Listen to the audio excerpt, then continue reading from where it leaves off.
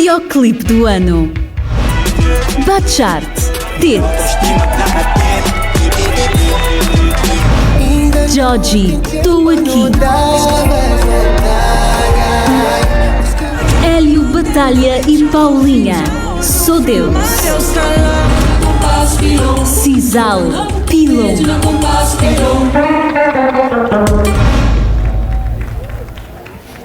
E o vencedor é Batchart.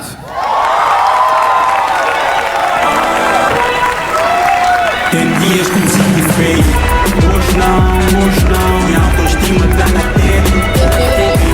Uma produção altamente criativa, com atores, figurinos e adereços dignos de qualquer trabalho internacional. Mas foi feito aqui e é nosso. Tete, de Batchart, é o videoclipe do ano.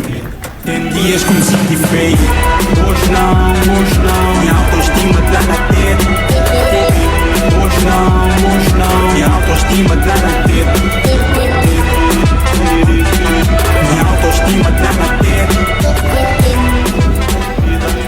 Minha autoestima de lá na teta.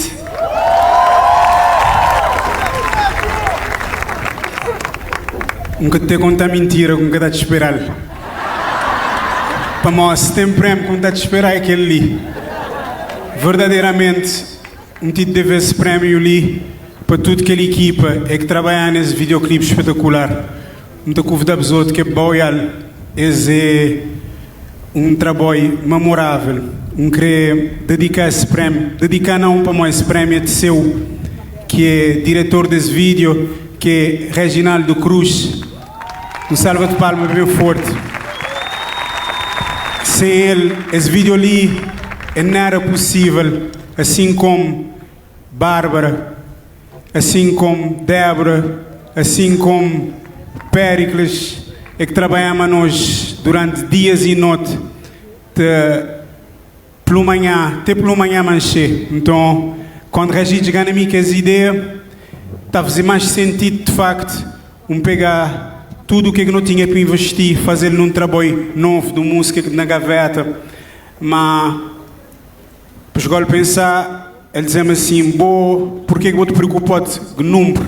Se vê um artista de letra. Então, largamos esse desafio, surgiu essa linda obra, que ele também muda o que é audiovisual na Cabo Verde. Obrigado, até a próxima, até sempre. Hoje não, minha autoestima está na teta. Hoje não, minha autoestima está na teta.